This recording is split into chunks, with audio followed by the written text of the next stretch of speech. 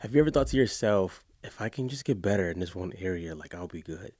Or how do I even start to get better in any of these areas? If you thought those questions, then I got some answers and some tips, and most likely a story for you guys today.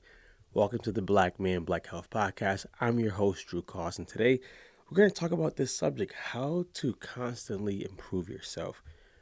I'm going to first say make sure you subscribe so that you can keep hearing these messages.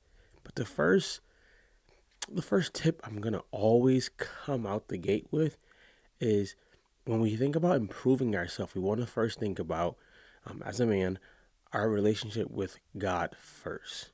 I always say God first, you, and then those who you're called to serve. That may be a wife, a child, depending if you're married or not, but you want to think about God first.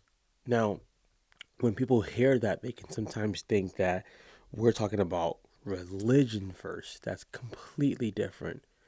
That's a system. We're talking about God first, which is relationships. So we want to think first, how do I improve this relationship I have with God? Within that, we probably can do like 5 episodes, but we're not. Within that, we want to be thinking that I can't improve God's love for me. I can improve how I receive his love, how I understand his word, and how I follow him. That's the thing that we're talking about improving. We're talking about with us and God.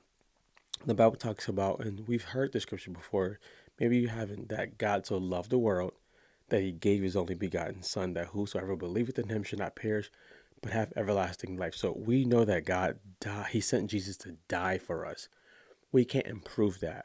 We can improve how we receive his love, how we understand his word, and how we follow him. So the relationship is based on those things, not improving his love towards me.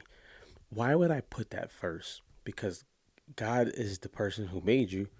God is also the person who's put the calling on your life or the assignment for you to do in the earth. And he's the person, the only person in your life that knows everything about you, everything you will do, everything you have done, everything you're thinking of doing. So why not go back to the source first if I want to improve my life? God is going to be the first part. When I also think about improving, I want to think about improving in increments based on the season I am in and where I'm going. Often as a man, I'm guilty of this, and I'll give you a story. I got back into doing some Olympic lifting, and I hadn't Olympic lifted probably in a couple years. So you guys know, like the older you get, things just don't things don't just go the same exact way they used to go. Let's just put it that way. And I found myself in the morning time when I used to Olympic lift, I was lifting maybe around 2 p.m. So I had a couple meals. I had no kids. I had no wife. I was my only responsibility, so to say. So I could train for 2 hours. Fast forward years later, I have two kids. I have a wife. I have a business. And I was now doing these lifts around 4:35 a.m. Let me tell you the difference it made. And I missed the lift, so I was like, I shouldn't have missed this lift. I've hit this lift thousands of times. And my sitting and writing and journaling, I had to make the decision. Is this the exact area that I need to be improving myself? Because that's not the season that I'm in anymore, and that's not the season where I'm going. I'm not saying improving yourself in weightlifting is bad. I'm not saying that. I'm saying that this is not where I'm at anymore. This is not where I'm going. So why am I chasing this? Sometimes that need to improve yourself can come from validation from other people, being affirmed by other people, letting people know, as a guy, I still got it. It's okay to not still have it. So God is first. The second one wrapped up in that story is coming to a honest conclusion. Do I need to be improving this part of my life right now? Or is it okay if I don't? So I kept doing cleans and I was like, hey, if I don't hit this lift, cool. It doesn't change anything for me. That's very, very hard for men. And I tell you this is very, very hard when we talk about physical health. Back in the day, I was a D1 basketball player. I was a D1 football player. It's really, really hard to let those things go because they become part of your identity. They become part of who you think you have to be, which a lot of times you never had to be that. We just became it. We've all been guilty. If you haven't, I'm going to just say that I've been guilty. Shameless plug and shout out Conquer Fitness United. If you're trying to get back in shape, right, we have tons of things that can work for you. The one that works really well, which is a good entryway, is um, the Black Health Challenge. It's 75 days, but it's 75 days where you get to pour into your mind, pour into your spirit, pour into your body, and you get to do it with other people in a group. You get your workouts, you get your support. Do it. It's totally worth it. Go to drewcost.com or wherever you're hearing this at, hit me up, Coach Drew Cost. So first one is my relationship with God. The second one is being honest and real with yourself. Do I need this in my season of my life or in the next season? The third one, improving yourself. I'm going to say map out the areas where you feel you need to move forward in. And then I'm going to say find someone to hold you accountable in that area. This is the game changer. Accountability is not just, hey, just check on me. It's someone helping you have an account for your ability. Can you do this? Can you rise to the occasion? And more than likely, the answer is yes. We just don't have someone to just maybe bounce an idea off, or somebody to be like, hey, no matter what I tell you, make sure I do this. I'm going to say map it out and write it out first, because you may start thinking that every area that comes to your mind immediately is the area to work on.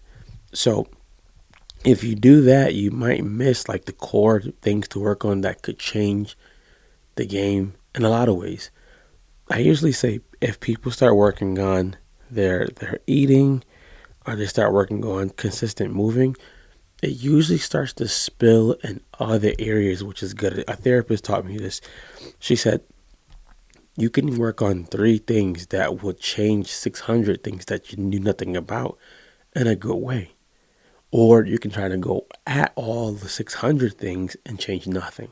And I love the analogy. It's an analogy about keeping the commandments. Like God says, done. Love your neighbor, love God, love your neighbor as yourself, for this is the fulfillment of the commandment. If you do that, you're not going to steal. You're not going to do all the other commandments that he gives. Like he shows us 10, but then it's like 600 commandments. But if you focus on the big rocks, you're not going to be in a place where the rest fail. With that being said, I want to challenge you. I want to challenge you to get a journal, get a whiteboard, however you do this, not just your computer, your phone, because I think journaling has a power within itself. Get a journal, get a notebook, write down what are the top 3 areas I want to see improvement in. And then I want you to write down what are the top 3 barriers right now when it comes to those areas. And then I want you to write down, who could I ask for help? Now, I probably just lost you right there. Who could I ask for help? I say this because at times I have a friend of mine who, when I ask him for help, he gives me like ideas that I didn't even think about, or the ability to see things in different ways that I had no idea about. Why is that vital? It's vital because when you're looking at a problem yourself, you don't realize you're biased towards it, or you don't realize you could also be blind towards it. Someone else helping you can show you, hey, if you do A and B, it will work better. But you're looking at C through Z and skipping the first part. Whenever I teach someone about really like losing weight or getting back into the hang or starting fitness, we don't really start with food. We start first with mindset. Why do you want this? What has stopped you? What do you think is going to come up on the journey so that we can participate. I think that's the word. Participate. And we make we make something happen on our end that combats that. Like, so I know every time someone goes in weight loss training, the first thing that usually comes up is, can I eat the foods I love? We want to address it and we want to approach it in a good way together. So we got God, have an honest conversation with yourself. Is this something that I need to be improving on? Accountability, have someone hold you accountable. With all that said, if you guys get stuck, we have men's group. We have ways to help you out. Simply go to drewcost.com, subscribe. Take care, guys. I'm out of here.